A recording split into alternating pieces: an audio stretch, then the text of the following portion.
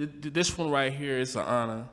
This is probably when you talk about Oklahoma and you talk about, just the streets and everything where we from, somebody who represents us the right way, somebody who been grinding, and he calls himself the king of Oklahoma, you know what I'm saying? Man. And he's been grinding that, and he can really stand on that, and can't nobody really even take that from him. So it's an honor to have him here today to dig into his mind, man. You know what I'm saying? We got Starr Lyfe in the building, man. Welcome to the building, Starr. What's poppin'? The no voice Starr, but I'm here. Oh, yeah. Going down, third letter, what's happening? Man, chillin'. Starr Lyfe, a.k.a. Young Starr. King of Oklahoma, still standing on it. Damn, I remember that year, boy. I went through hell that year. And we want to know about that because for the people who don't know you yet, who is Starr Lyfe and how would you describe you and your sound? Starr Lyfe, I got that name because I always wanted to be, it was Young Starr at first. I ain't young, I'm old, my back hurt, got arthritis and all that shit. I just got the name Starr because ever since I moved to Oklahoma from Cali, from Long Beach, I was trying to be in front of everything. Like, it don't matter what it was, I was headlining it. Like, when it come to girls, I was gonna talk to every girl in the club. When it come to a fight, I was gonna take first punch or give first punch. When it come to basketball, I wasn't worried about the technical part. I was doing and one just to make the girls go crazy when they come to whatever. I always wanted to be in front of that camera. And so that's how I got that name, Starr. Actually, it was a fan that gave me the name. We was on tour with Tech Nine, Well Connected Records. Shout out to my cousin Ann Brown. Shout out to Ann Brown. And Polo was performing, and he had let me freestyle. He was performing. He let me freestyle on stage, and I went crazy. And I jumped off the stage. I was holding girls' hands and doing all type of stuff. And somebody in the crowd was like, "That boy gonna be a superstar." And that's the original tag right there. Superstar was the first name, because if you do your research, if you really know who I am, if you really know me, my first ever rap name was Louis V. That was my first rap name, because I wanted to be like Polo. Yeah. Shout out to Polo. Shout Since out he was Polo. the clothing line, I was like, oh, I'm finna be some designer. So I was Louis V. That was my first ever rap name. Now, you were born in Long Beach, correct? Yeah, well, born in San Diego, but I was like some months when I moved out of San Diego, so I don't remember San Diego. I was raised in Long Beach, so I just saying born in Long Beach. And it's crazy. My paperwork says, I thought it was wrong. It said you went from San Diego to Long Beach to Oklahoma City at a young age. Now, yeah, I don't remember San Diego, though. I want to go back, though, just to see where I was actually born.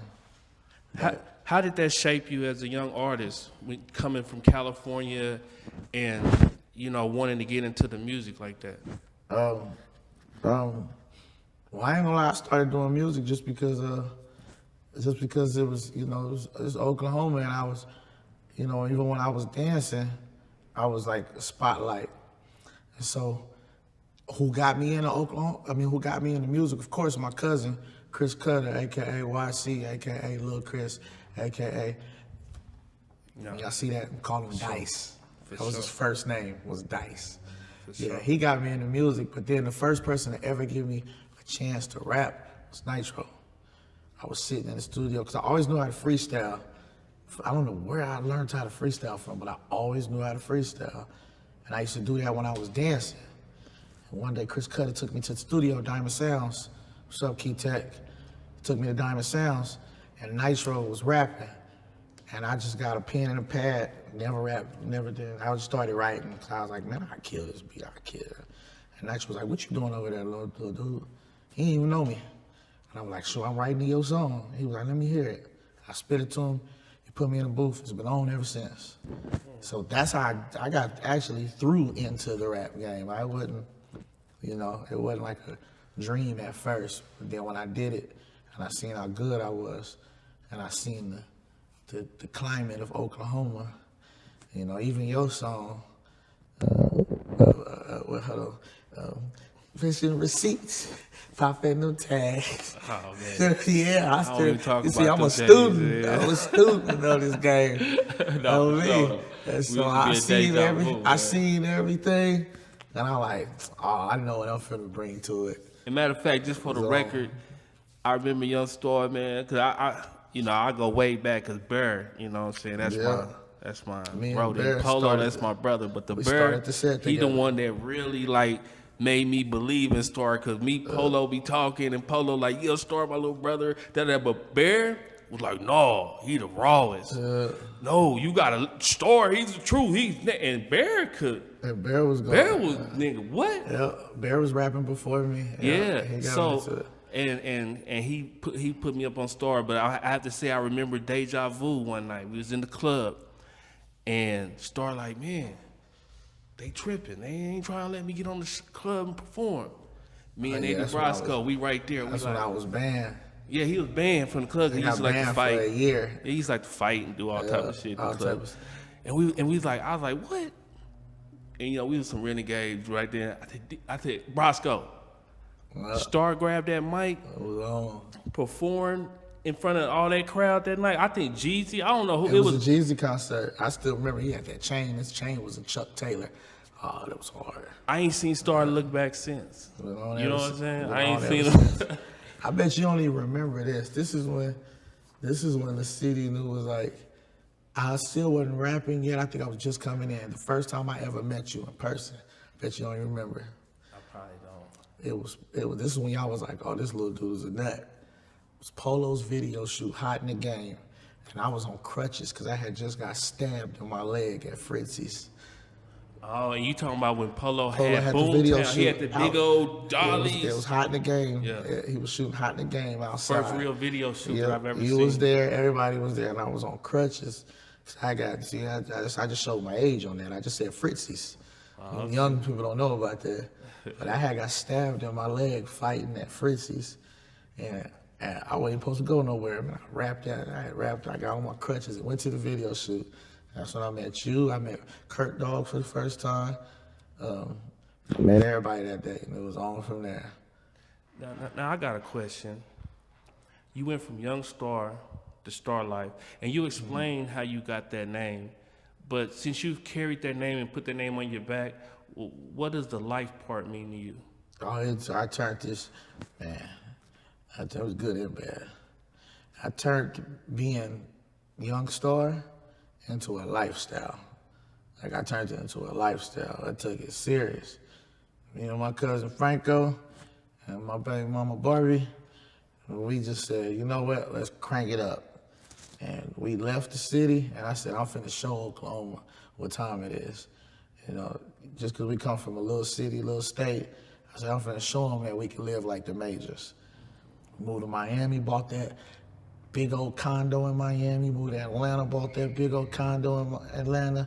I started kicking it with all the celebrities, driving all the foreign cars, got the chains. And then I said, let's crank it up even more. We went to Vegas and bought the mansions, bought 5 foreigns, vacations, went to Paris, France. So I turned it into a lifestyle of being a star, just because I wanted to show Oklahoma City that just because we ain't known like Florida and all them, you can still do it. They just humans. Rick Ross, Jeezy, T.I., they just humans that did it. We can do the same thing if you do it. So I turned it into a lifestyle. I ain't gonna lie though, if I didn't have so much stuff on the internet right now, my rap name would just be Starr. Like that would just be, but Starr Lyfe is still cool though. But yeah, that's where the life came from, because I was like, I'm finna make this a lifestyle. Now, throughout that lifestyle, man, you worked with K-Count, Sauce Walker, Bankroll Fresh, and them just some of my favorites. So I just had to bring, you know. That was crazy how I got that feature. I was the first person to put them on a song together. First person. Right before we was about to shoot the video, he died. I met them both on accident. Well, nothing is accident, but I met them both on some. I had the song Look At Me already. And we had moved to Atlanta, me, Franco, and Barbie. We moved to Atlanta. And this is 2014. So think about Atlanta music in 2014. Wasn't no Little Babies, none of that. Migos was still new. Young Thug was just coming out. And I come out there with Look At Me. And if you know that song, the way I was rapping in that song, there's no competition. Young Starr back in the black with a fast rap and stuff. So they was like, who that? I won every single competition I was in. Every competition. I performed at Atlanta, that whole Tampa Mystic and P. Brown. ran me through Atlanta, and I won every competition. So boom, we go to South by Southwest, and I'm pushing the Look At Me song out there, and I see Bankroll Fresh, and he's the hottest in Atlanta at the time, 2014. And I was like, you know me, I ain't scared of nothing in life. Can't nobody with me. So I was like, where's he gonna say is no? I said, Bankroll Fresh. And he looked at me, he said, oh, what up? I said, man, what up? Come holler at me. Swear to God, recipe Bankroll Fresh. Boy, this made my day. He said, oh, what up, Starr? I said, he know me? I'm thinking in my head. He said, what up, Starr? I was like, oh, I said, you know my name? He said, yeah, I seen you running around the city. You doing your thing. I'm like, well, speaking of that, I said, I got the song that I've been winning. Look at me. Trying to see if I can get a feature. And he was like, shoot, you got open verse? Right, I can make one. Sent him the open verse, boom. So now I got the Bankroll Fresh feature. That's him on there. Fast forward, the worst mistake I ever made in my life when I left Atlanta and signed that deal in Miami. I'm out there at a pool party in Miami, and what DJ was that? Nasty, DJ Nasty. I think it was, they gonna thrash me if it wasn't him, but whoever, I think it was Nasty. It's a pool party, and he ran my song, Look At Me. It was K-Camp's pool party. He ran my song, Look At Me. My bro Theron was with me that day too, Sneaks. He ran the song. K-Camp got out of his section, went to the DJ booth, asked the DJ, who is this? And the DJ was like, oh, he here. He was like, who is this? He said, that's the little dude right there. And he told me to come on stage, and K-Camp was like, this your song? I'm like, yeah. He said, it's hot. He said, let me jump on it. And I'm like, bet. I'm like, matter of fact, I got Bankroll Fresh on it too. I just ain't released it yet. He said, oh, let's run it. Now I got 2 verses. K-Camp and Bankroll Fresh. And it was on from there.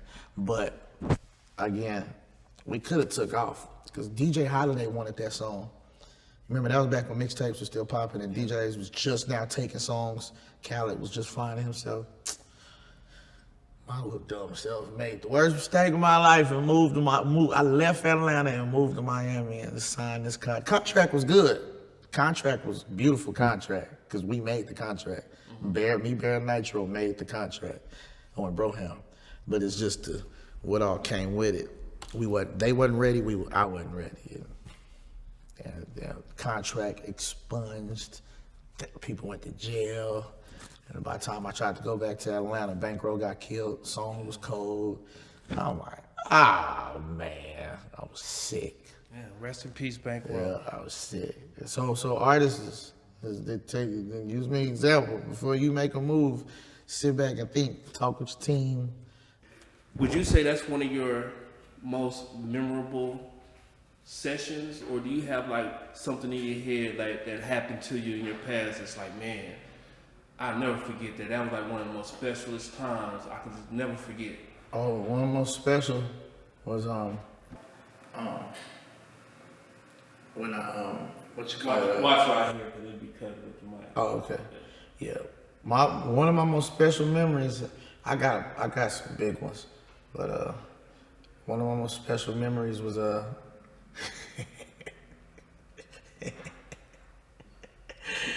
ain't got nothing to do with me, but it do. I remember when Rick Ross tried to get Barbie, my baby mama. Hey, Rick Ross is my favorite rapper. He was my favorite rapper. I still listen to Rick Ross, but I ain't really got a favorite no more because the industry, I feel like the industry owe me. Yeah, I owe y'all. So how did that happen? But he tried to get my baby mama, and we stuck, me, Bear, and Franco. You know, you would think, you'd be like, hey, let's get my baby mama. Rick Ross was hollering at her, like, say this is us right here, and this is my baby mama right here. Rick Ross hollering at her, all 3 of us moved to the side.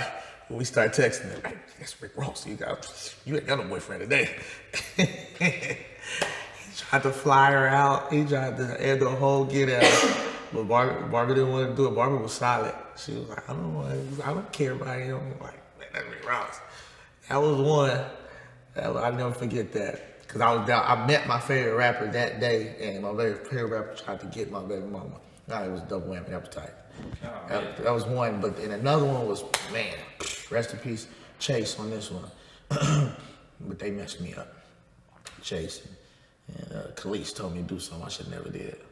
Shout out to both of them though. was when I got that call. They were trying to sign me to Cash Money. 2011. I'm on the phone with Slim. Nobody talks to Slim.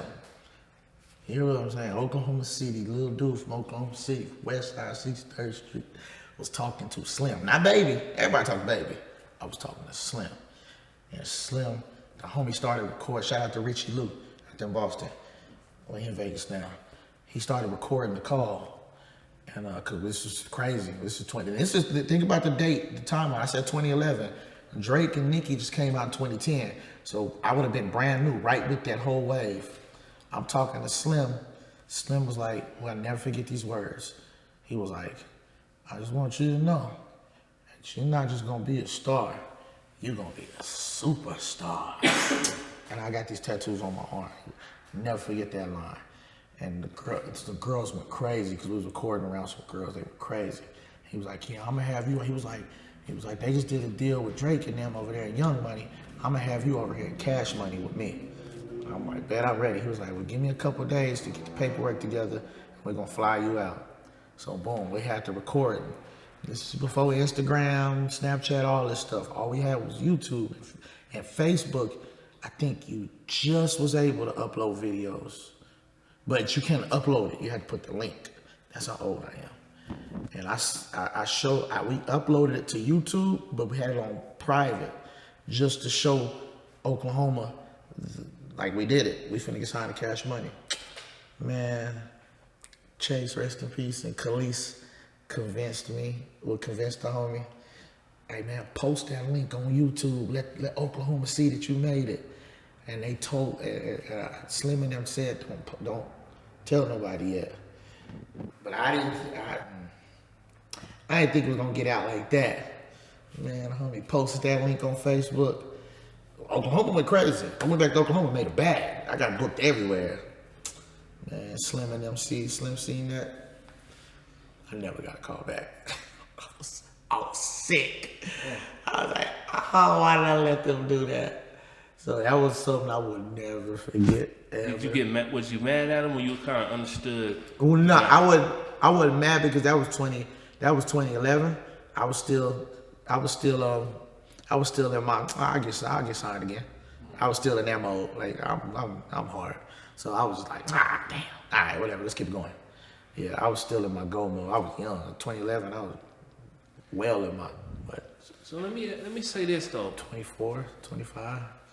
We could talk about the star on the grind of the music, but lately we've been seeing another side of Starr, man. We've been seeing a content Starr, and you've been really like controlling the waves. I check you out on Facebook. I see you on Instagram, and you've been doing skits and things for a long time. And I see you on No Jumper the other day. You know, tell us about that. That's my boy. Yeah, I got 70,000. What's crazy is I got 70,000 followers on TikTok, and that ain't even from music. That's from the comedians side of me, the funny stuff, the skits and stuff. We say all the time, everybody say, if Starr had Instagram, TikTok back in his 20s, been gone a long time ago. You young dudes lucky y'all got social media. I didn't have it. I had to just show you in person the other side of Starr. But yeah, I met Adam and them from the Charleston White incident. When Charleston White pepper sprayed me. Pepper sprayed the heck out of me. It hurt. I had me crying. Tears. Yeah, when he pepper sprayed me, and they called me for an interview. And you know me. One thing about Starr, you cannot put me somewhere. I'm going to get some connections. Yeah. I was just going in an interview with Flacco and Brick Baby, Free Big Baby. I seen Adam in there. I got talking. Hey, Adam. And so me and him got cool. We still talk to this day. Yeah, and me and Flacco real cool. And so yeah, that's how it happened. So I was on No Jumper, did that interview, and they was always like, man, you hard. We need to keep you around. And so that's when Adam had that hosting audition. And they let me know. They was like, hey, come back out here and try out for the host. I would have won that. Everybody know I would have won that. But remember, I didn't have no voice. Yeah. This was 2-3 weeks ago. My voice is just not coming back. I had no voice. And I was on 3 dosages of my cough medicine, the promethazine. I took my 9 a.m. dosage, my 1 p.m. dosage, and my 5 p.m. I was on 3 of them. By the time no voice and off cough syrup, man, I was out of it, sleepy, couldn't talk. So yeah, all that just made me, man, that girl told me up when I had to do that debate. Shout out to that girl, I forgot her name. Told me up. She has some big boobs too. But yet still, do you feel like that was a big moment for Oklahoma City and Oklahoma as a state to be on No Jumper? No Jumper, yeah. And definitely, win, lose, or draw. I definitely shouted out Oklahoma in that mug, and there was some more. That whole day, people was wondering about Oklahoma. So it was on from there. Like everything I do, I be telling people, I got a song called 4 or 5 Gang.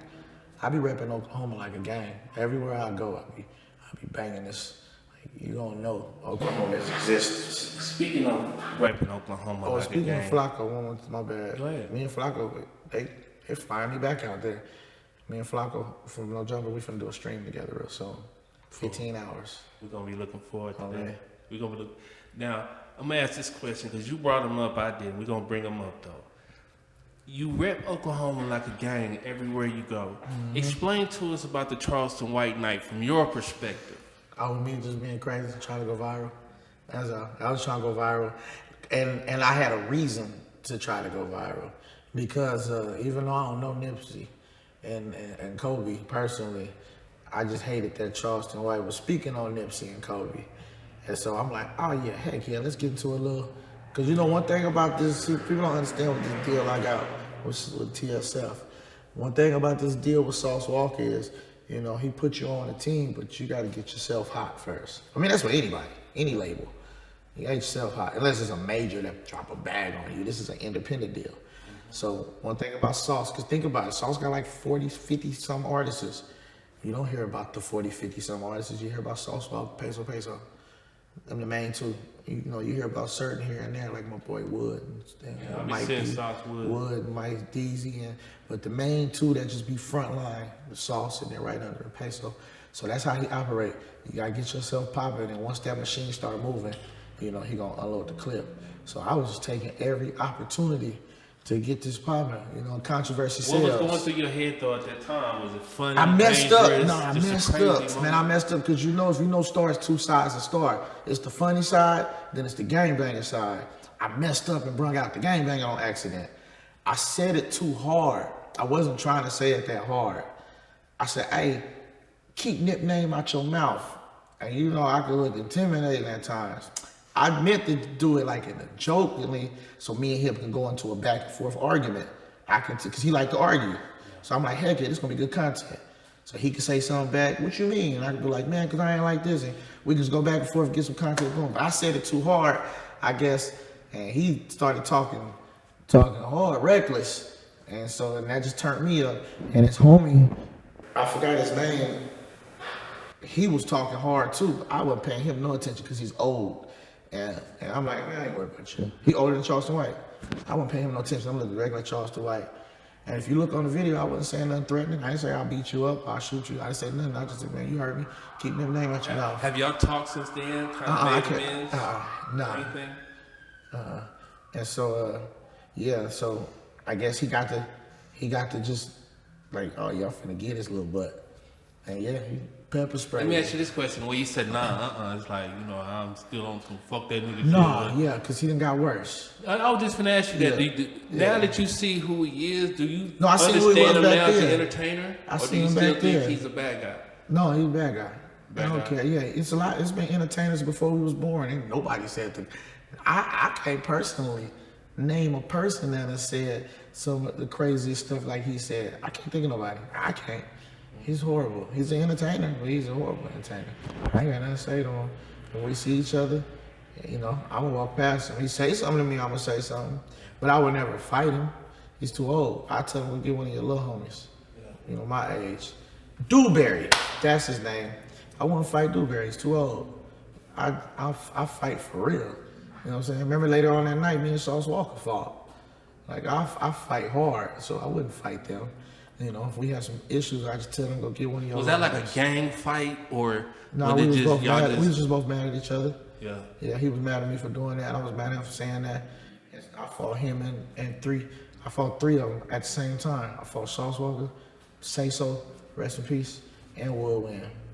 You know, if you know Starr, that's why when Sauce Walker posted on his page that we fought, nobody in Oklahoma was surprised. No, we wasn't. No, everybody was like, "Oh, we knew that." We knew Starr. that. We knew that was good. That's Starr. Starr always fights. Starr fights his homies. Starr fights enemies. Starr random fights. That's what Starr do is fight. Yeah, so nobody was surprised when I fought Sauce Walker. But you know, we gonna switch up this interview real quick. You know, been knowing you a lot. I look at you like a little brother. You know, you always been there for me. I've always been there for you. Any phone call, whatever, I'm always gonna be there for you. But I want to know, because you talked to me about your voice, man. Let's talk about your health. I've been hearing, you know, lately you've been going through some health scares. Man, tell us about I'm that. getting older. My body deteriorating. And it's crazy. I don't smoke. I ain't never smoked. I never drank. I don't do no drugs, no alcohol, nothing. Work out all the time. Well, boy, I'm getting older. My body messing up. But now it's just really, I ain't got really no, it's only one health problem that's messing up a lot of health problems. Is my respiratory. Don't ask me how to spell that. Franco, how you spell that? Like your heart or Don't your ask me breathing, either. something like that. Yeah, my heart, like, no, it was my breathing. Lungs. Yeah, lungs, like my breathing, my asthma, that's the biggest thing. My asthma is going crazy now that I'm getting older because I still be moving around like where I am. And I be in a lot of places with smoke and altitude and so my breathing messing up and just triggering my coughing, and then from coughing to, let me tell y'all what the doctor said, how my voice went away, and this is crazy. You want to know? This is crazy. This might save a life. My voice went away because I don't use enough mouthwash after doing my breathing treatments and asthma pumps. I didn't know I was supposed to do that. I do my asthma pumps all day, and then breathing treatment 3 times a day. I didn't know you were supposed to gargle. I ain't gonna lie, a doctor gave me some of those asthma things. It's like you use and throw them away type shit. Yeah. And he told me, he said, that shit gonna, if you don't gargle and clear that up, it'll do something to your throat. And I never used it. It's on my vocal cords now. It gave me a virus sitting on my vocal cords. The lady said you got it. The lady said you got it. And then that mixed with the smoke at the club. You know, screaming on the mic with all that smoke. Oh yeah, it was setting me up for failure. The lady told me, this was 2 days ago, she told me I got 10 days for my voice to come back and they're gonna go in there and do a biopsy. Cut a piece out. But the medicine they gave me, you see it's been working. So so what triggered everything, it's just my respiratory, I gotta go see a pulmonologist. Don't ask me how to spell that either. You know, a pulmonologist on the 4th. Cause I'm talking about, and then out of nowhere, in April, I had 2 strokes. And so I'm like, man, what the freak going on? And that was based How off did of that stroke impact you, like, you know, your life at the time and the ability to be able to do what you needed to do? Oh yeah, now I'm like I beat it. Well, I beat both of them, as you can see, but now I'm scared to get headaches and I don't stress no more, because that's literally what it was. I got that stroke purely off of stress. Well, like high blood pressure, maybe? No, well, they did say I got high blood pressure now. Yeah. You take the medicine? Yep, they gave me high blood pressure pills. They gave me some cholesterol pills, all that, yep. Because I work out a lot, but I eat horrible. Yeah, it's the diet. Fast food king. Like, you can't even ask me which fast food place is my favorite. I say whichever one is around me at the time. So yeah, so that played a part, and then stress. And you gotta remember, like I tell people, I've never had no coping mechanisms. Anytime I stress, I don't get to say, man, I need to smoke, or man, I need to drink. I mean, I did 40 years of just taking it, being shot, stabbed, losing people, losing heartbreaks, record deals going bad. Anything I've ever been through, I had to just take it. And so I think it just all piled up, and it just put me on my butt. And how did your fans in the music industry support you at the time? Oh man, they were so scared. And they were so mad when I made a joke about it. Oh, they were so mad. I see. Oh, they were so mad. Everybody was in my inbox. They started saying, funny, we almost lost you. They know you be trolling a whole lot. That's you no love lie, to yeah. troll. Yeah, I had to. I was out the hospital. I said I gotta capitalize off of this, even though it's serious. I gotta do something. I ain't trying to have people think I'm just out here just helpless just because I had a stroke. Let me ask you, well, what did you learn from that experience? Oh, no stress. Me personally, but other people probably get stressed because they can go smoke or blah blah blah. But me personally, the way my body function right now, I don't know what's going on, but I already know just gotta let it be. Whatever happened, happened. No stressing. No stressing. That's and we we're gonna leave that segment right there. No stressing. And I want you to eat healthy, Starr. You know what I'm saying, for sure. Cause that's really the main thing. And a lot of homies be like, eating healthy and working out is better than taking your medicine. But I still take my blood pressure medicine, brother. Yeah, I got all my and, medicine. and the doctors be like, that shit working. You know what I'm saying? So take your meds, man. You know what else I experienced last year that I've never experienced in my 39 years of, well, I'll be 40 this month. In my 40 years of living, I've never experienced in my life. Depression. Last year, see, this is my brother, so he can get to school. Yeah, last year, I tried to kill myself last year. I was depressed like a mug. Well, what was depressed? Well, what made you depressed? Everything. Yeah, the world finally hearing this. I ain't know nobody even know. It was on my birthday too last year, around this time. Yeah, I went crazy. Like, I was saying crazy stuff. I said some crazy stuff. My cousin Franco was gonna beat me up from the stuff. Did it just come out the blue, like out of nowhere? Y'all were just sitting back chilling, and it was just. It just something just snapped. Yeah. Something snapped in me. And I went crazy. I was saying, I don't even want to repeat the stuff that I said. Oh, sure. I said the craziest stuff you can ever think of. I'm gonna give you a little. I'm gonna give this. Let me just give y'all a little taste of how crazy it was. I lost my mind that day. My brother texted me because when I was saying crazy stuff to everybody, I'm talking about everybody, homies, brothers, mamas, grandmas, everybody. And when my brother texted me, it said, "Bro, just pray to God, everything gonna be okay." What you think I said back to that? We ain't even gonna repeat it. That's how crazy it was. Oh shit. That's how crazy it was. Yeah, what I said back to that. Yeah. It got. I lost my mind that day. Yep. Let me ask you this: how have going through those experiences changed your music? It brought the beats back out of me. All my baby mamas pulled up. I told them to give my kids that day because I didn't want my kids to see what I was about to do. I had it loaded up, ready to go. Ready to go, literally. Yep. And that just made me, because I think I was losing, I was definitely losing. I was losing focus last year too. Wasn't concerned about music. I was just purely based on money and all that other stuff. The streets kind of had you money highs, money lows. I was doing stuff that last year that I wasn't supposed to be doing, and I was down there about to go all in on it. And it just started depressing me. Like, dang, look at where my life is going. I'm Starr, about to go this way. Yeah, When nobody think that, they think the stars, the bright lights, he's touring, I don't be putting my Yeah. problems on the internet. Because and that's one thing that I hate that I did. I've made my life on the internet so good, it's dang that to a point people don't even expect me to have problems. Because I've been just, and I ain't even talking about money, even when we was in them one bed, 6 people in 1-bedroom apartments, I made that look fun. I've made my life seem so fun that I've never been able to show the world the real problems because it's like they didn't care. And so, yeah, that was eating me alive. Like, dang, people don't even know what I'm going through. They just expect me to just smile and laugh all day, every day. Yeah. And then the day after, probably going through that depression and looking around, and for the people who don't even know that you're going through that, they ask you these dumbass questions. You kind of see the devil in their eyes, you know what I'm saying?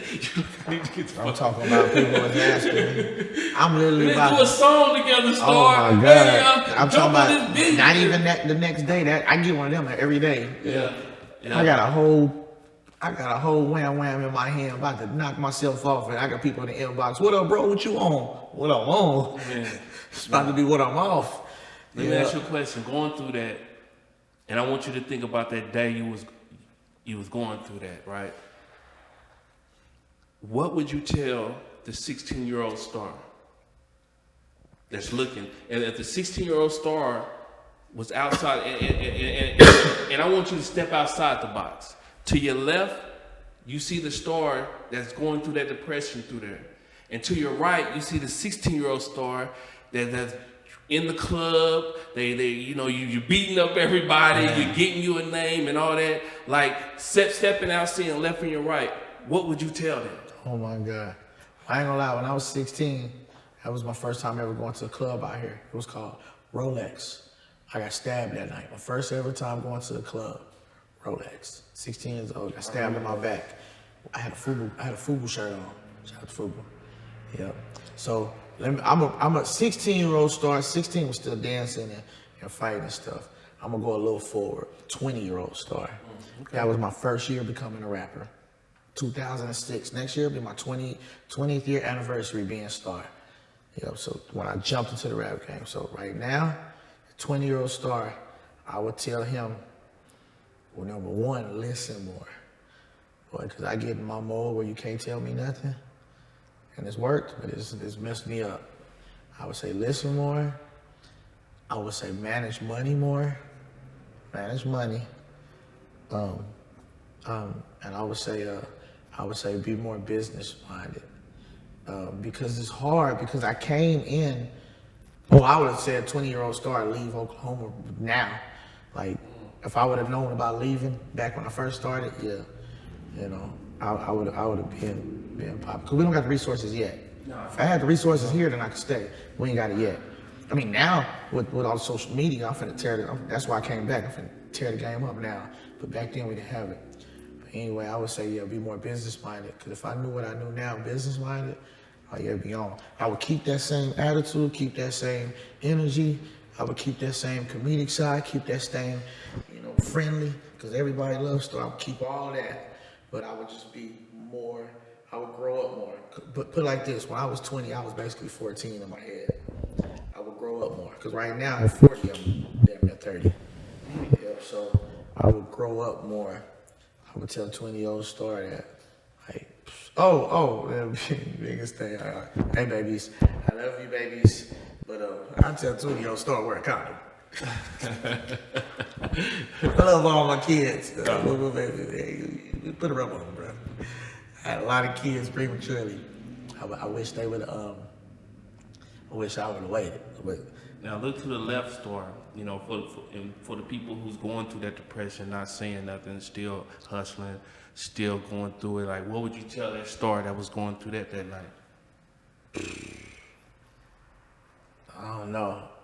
Look, it's so bad. I couldn't have told him nothing, because the dude telling probably would have got it too. Snitching? Huh? He was snitching on? No, he would have got knocked down. I couldn't tell him nothing that night. No, I'm talking, it was bad that night. I told the homies, anybody pull up, you out of there, either me or you. It was horrible that night. I lost complete control. Well, I got a homie. I ain't gonna say his name, but I got a homie that damn near everybody's scared of. It's a boogeyman. I told him you got to prove it today. That's when he know it was real. He's like, you don't never talk like this. You prove it today. I was tripping that day, boy. Yeah, I was tripping that day. I lost it. I was acting like a big old B word. It's a lot to you, it's a lot of layers a person has to pull through, so I got to jump around in this interview. I have you here for hours and hours. But explain to me about the pop music, the rock music confused together to create what you're working on right now. Man, the pop and the rock came from, that's my secret weapons. That's my, and EDM, you can't forget EDM. I do EDM music real good. Like, even though EDM is not really a vocal, it's not really an artist field, I turned it into that. Like, I be rapping over EDM beats. Oh my God, it's my baby right there. When we gonna be able to hear something, man? I think that's what everybody wants. We was just about to get ready to launch. We had the straws, EDM, pop, or rock. Which one you gonna come out with? Because I was pretty much done with rap. I was gonna give it back to the young generation. But not even just the young generation, because the old people run it when it comes to numbers. The older generation run rap when it comes to numbers. So basically, let me take that. I was just gonna give it back to y'all. Y'all can have rap. and I was just about to go That rock. slide, man. I heard that slide. Yeah, Man. like I'm good at rock, and it's a thing. It's not fake, you know. Is that For slide example, available on platforms?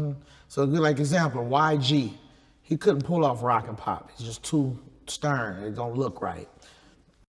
Drake being Drake, he couldn't pull off putting a guitar in his hand and being a rock star. It's just Drake. See, Lil Wayne tried and it failed miserably. That album didn't do nothing. So it's a lot of people that can't pull it off. Artists that can pull off all it genre I do, they'll be like, that's really him.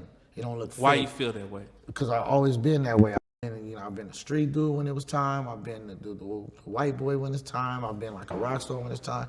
And I ain't gonna lie, and that's my biggest downfall. That's the biggest reason why, one of the main reasons why I ain't blew up to this day, because I have no identity. I can do everything, and I do it all good, and it's all natural. So people don't even know who the hell Starr is. Is he a gangster? Is he a pop star? Is he a rapper? Is he a EDM? He does it all. He does it all good. We can't pick.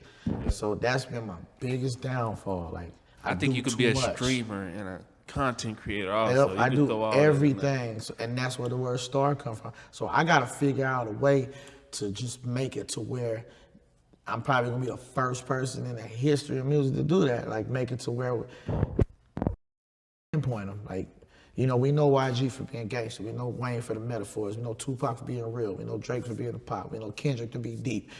We know Starr to be, he just does it all. Like I don't know what you want from Starr today. Yeah. That's what you want. Tuesday he'll give you this. So I gotta figure out a way to put all that. So I'm still working on that. You work on a lot of music, and you work with a lot of artists. You do a lot of writing. Like, what's your process of making a song? For writing for yourself or writing for somebody else? Like, what's Starr's process? For like 60% Oklahoma, like 60% of the songs you done heard out here, I wrote. It goes two ways. Sometimes I just hear, like I be in a club on some weirdo stuff. I hear a song in the club and I hear a song, it ain't even gotta be the beat. And if an idea come to me, I'll sit down and start writing in the club. You still write or do you freestyle a lot? No, I write all my stuff. I can freestyle, but I write better than I freestyle. So I'll be in the club writing on my phone. That's one way. And then sometimes somebody will give me a subject. Hey, Starr, I need you to write a song about whoop, whoop, whoop. Boom, I get on YouTube, rack my brain to find a beat, find that perfect beat, boom, that. So it's just, I'm so good at writing, it just don't, it can come in whenever, whatever. It's like Jordan, he can dunk on you. Yeah, we in the hood sometimes, cars and stuff roll through. Yep, so, yeah, my writing process is just, it's whenever. Let me ask you this. When the smoke clears, when the lights go off, what do you want your legacy to be? Oh, I want people to know, I've been talking about this for a minute. Like when I'm out of there, I just want people to know Starr was pure motivation. Starr was the one that showed us it was possible. Starr was the one that showed us you can come from Maine, Rhode Island, North Dakota, Delaware, Oklahoma, Oregon. You can come from anywhere and you put your mind and grind to it, you can make it. I want to be that motivation, man. I want people to, you can even hate. Like, if he can do it, I can do it. I want to be that. Like, I just want people to know it don't matter. We came from nothing, no opportunity, no network, no famous people, no nothing. And he made it. You know what I'm saying? Because we already know if I was Starr in LA, it would have been gone years ago. If I was Starr in Atlanta, if I never would have left, I would have been gone. But I'm Starr in Oklahoma. Like I have to build what, who did it first in Miami with Luke Skywalker. Yeah, I have to build with, NWA and all that. Build with Sugar Jay Hill Prince. Gang. Not Sugar Hill Gang. I forgot his name, the first rapper in New York. I forgot his name. But, I got to build that out here. Atlanta, Outkast. I got a question. Because you're so versatile. If you could make a dream collab album, dead or alive, who? Tupac and Zero and Eminem and Tech Nine and rest in peace and Big L. You see how fast that came? Yeah. I've been wanting that for years. Even Years. Tupac, Zero, Eminem, Tech Nine, rest in peace, Big L. And rest in peace, Tupac too. That'd be a cipher. That'd be something. You to hear all them listen to right spitters? there. Let me say it slow for the people that didn't hear that. Tupac, Zero, Eminem, Tech Nine, Big L. All of 5, I have 5 different songs. Me and Tupac can make some real stuff about what we was going through. Me and Eminem just gonna metaphor and bar you to death. Me and Tech Nine gonna bust that fast rap, but still punchlines and metaphors. Me and Zero gonna make a song about the crazy people that just didn't believe in us. And me and Big L gonna bar you to death, metaphors and punchlines. Oh man, that would be hard. And then, but before I exit music, I gotta get one with Lil Wayne because that's the comparison I've had my whole career. Was you sound like Lil Wayne, you sound like Lil Wayne, you sound like Lil Wayne. So we gotta do a song together so that he could be like, dang, Lil nigga, you do sound like me. And we just kill him. Okay, somebody in the back wants me to ask you a question. What's the craziest thing a fan has ever done for you? A fan? Yeah. I got hit on stage before. Damn. Yeah. Where was that at? In front of everybody at Phoenix. Phoenix, Arizona? Yeah. Yeah. And there's a bunch of, I ain't gonna say a bunch, it's not 20. It's about like 13. It's like 13 girls. I personally know 5 out of 13. But 13 girls got Starr tatted on them. 6 of them I ain't never met in my life. How you know that they seen pictures? Yeah. You see them online, FaceTime, and ooh, I like that FaceTime tattoo. pictures, yep. They got this Starr logo. One got it on her foot, some got it on her arm, some got it on her tits, some got it on her back. I done had it all. I done had it all when it comes to the fan love. That's how I know this is meant to be. Like, it's crazy. I just last 2 weeks ago, at this age, young little girl, like 18, 19, tatted my name on her. Like, the love I get is ridiculous. Let me ask you this about the love you get. If somebody right now is watching this and like, damn, they still haven't heard, the first time them hearing you, they digging your style, what's the first song on Apple, Spotify, wherever they listen to their music, what's the first song they need to go listen to? Oh, if you want to know who Young Starr is, first song you need to listen to, if you want to get your mind blown, go listen to that Nasty Freestyle. To this day, that song still ain't got topped. The Nasty Freestyle, if you want to hear some bars. But if you want to really know the song that just really defines Starr is Look at Me. I had so much fun in that song. I showed so much different delivery.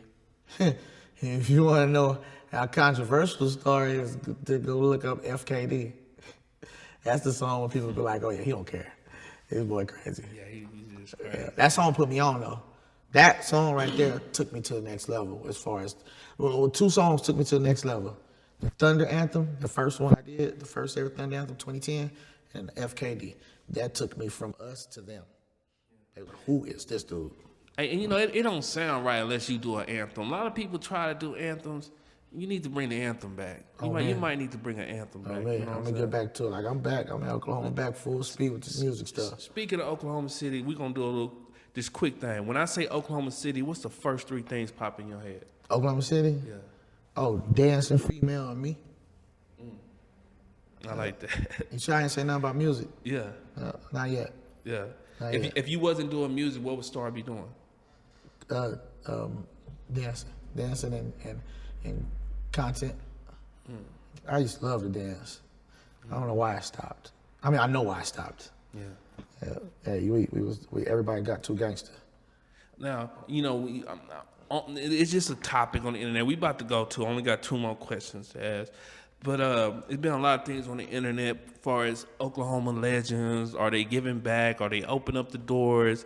Are they gatekeeping? What do you feel about that? There's no door to open yet. We ain't opened it yet. We still in the house. I said the same thing. What door do we need to open? There's nothing. There's no door. There's no gatekeeper. We still on the other side of the gate. Ain't nobody made it out this one yet. So there's no nothing. And as far as legends go, yeah, there's legends out here. People that's been doing their thing. But as far as a playing field, old, right now and new, everybody's on the, even nobody's above nobody, not even Starr. I'm just more known than everybody. Like you, everybody knows Starr, but I'm still on the same level as these new rappers when it comes to getting through here. Like we're all on the same playing field right now, and we all should be working together. Like, if you ain't body nothing from the other side, there's no reason for us not to work together, or you're just gonna get left behind. Who from OKC do you have in your rotation listening to music right now? In Oklahoma City, I ain't gonna lie, I'm Oklahoma biased. I dare listen to everybody. Yeah, Just everybody. name three. Let's give them a. Since you know you. Three right off the head, right off the head, Go listen to 'em soon. right off. I give you right off the head. S Times, Fifth Gen Kato, and Cartier Carter. Look out for him. Hey, I'm gonna tell you, 5th Gen Kato. I've been dealing with him since he was in the pen. Yeah, a year. we gonna bring him up here. Yeah, we I've gonna been talk to him. I've been working with him since for like a good 3-4 years now. I've been giving him pointers, Pretty much put like this: any new artist that's out has been in my inbox, and I gave them all free game. I'm charging nobody in Oklahoma City for no game. No. Listen, new rappers, whatever you need, any plugs, any sources, any game, hit me. You get it all. I'm on your team. From the red side to the blue side to the people that don't bang, I'm on your team. I even told them about that. I told them, you know what I'm saying, because you know I'm naturally on the blue side. I ain't from no Crip set, but from Long Beach. My whole family's Crip, so naturally say cuz. But I was telling him, I was telling a lot of my Crip homies, I was telling everybody, listen, I rock with everybody. So the only time I can't promote you is when you diss. When a red diss a blue, when a blue diss a red, I can't promote that song. Give me something else though, I got it. I got it. Because I'm totally against gangs at this age. Like gang banging. Totally against it. Like stupid, no reason. That shit whack, man. We killing each other for something that happened in the 60s. You don't even know those people. No, not 60s, the 70s. You don't even know those people. Gang banging should not exist no more. Get some money, everybody should rock with each other. So I be telling people, I be telling my gangster homies, it's the only time I can't promote you is when you diss somebody, because me personally, I rock with everybody. Every hood, I'm probably the only, I don't know, I'm not saying the only, but I'm probably one of the only people I can go to literally any hood in Oklahoma and get love from the red to the blue. And that's what I plan on doing next. I'm finna do it for my 20th anniversary next year. I'm gonna do a documentary. Even though it's my 20th, I'm still finna put some light on the city. Cause I know my 20th anniversary documentary gonna be crazy. So I gotta show off the city. I'm going to every hood in Oklahoma and letting them do their thing. Yeah. From the murder ones to the Highlands, to the shotguns, to the Hoovers, to the neighborhoods, to the South Side, to everywhere. No, that's what we need too. One thing about me is I'm Oklahoma City for real. Y'all let me in. Remember, I came from Long Beach as an outsider, and they treated me with nothing but love. Only time I had to go through it with the city was when I did the King of Oklahoma. And the only reason I did that is because my name was Sweet Pea Dancing. And I turned in the Starr, and I knew they wasn't gonna take no dancer serious. Especially one, remember I came out here with the barrettes, and I used to wear pink, and I was just known for just being around girls. I was being a straight whore. And here I go rapping about the streets and all this stuff. They wasn't gonna take me serious. So I knew about controversy and all that way back in the day. Yeah, I've been knowing about that. And I said, okay, I know what's gonna make them listen to me. But I'm the king of Oklahoma. I fought every week. I fought every rapper you could think of. Yeah. It was crazy. So we winded down to this interview. What do you want to tell the people? You know, right now, talk to the people. This is Starr Lyfe, you know me. I'm your favorite rapper's favorite rapper. I'm your little homie's big homie. I'm the hometown hero because, you know, I love y'all, y'all love me. I'm back, we on the gas. Now is the time. As you can see, Thunder won the championship. What I tell y'all, ain't nobody talking about that no more. So it's back, it's time to work again. I told y'all that was gonna go and pass. Cleveland won the championship. None of us said, hey man, I wanna go to Cleveland. No, it doesn't, it's a moment. It's not gonna last forever. All they did was show us it's possible for something to happen out here. Let's take that and run. I'm back out here for good. Co-time with this music stuff. It can't happen. I'm living proof it can happen. I've been right there for years. Kicked it with every celebrities. I bought the mansions. I bought the cars. It can't happen. It's just on us. So let's work. And let's work don't necessarily mean come do a song with me. I'm just talking about let's work. Rappers, put that music out. I got the blueprint if you want to know how to do that. Put the music out, stream, content, push, push, push. And Oklahoma City can pop. It's that easy. Music is easy. It's just work. It's easy. It's just work. Shit, there we have it. The words of the King of Oklahoma, Starr Lyfe. TSG is the new movement. Thank you for coming out today, man. We out. It's a wrap. Yeah.